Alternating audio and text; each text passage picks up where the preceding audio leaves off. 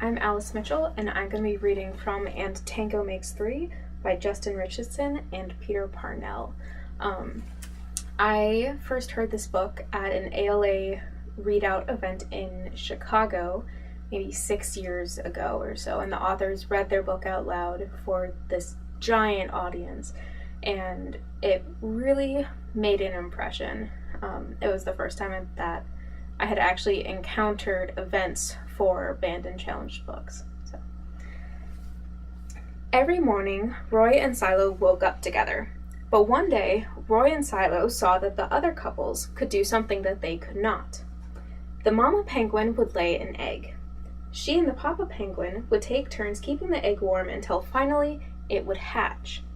And then there would be a baby penguin. Roy and Silo had no egg to sit on and keep warm. They had no baby chick to feed and cuddle and love.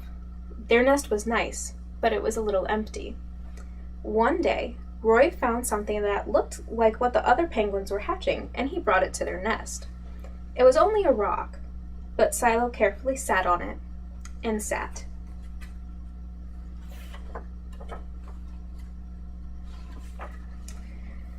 When Silo got sleepy, he slept.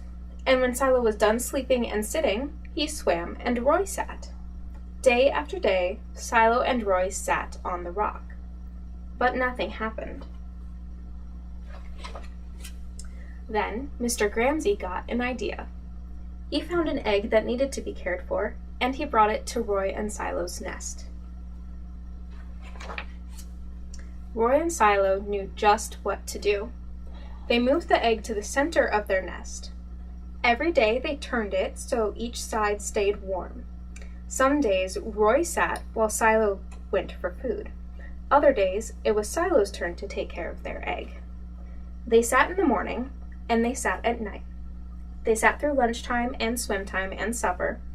They sat at the beginning of the month, they sat at the end of the month, and they sat all of the days in between.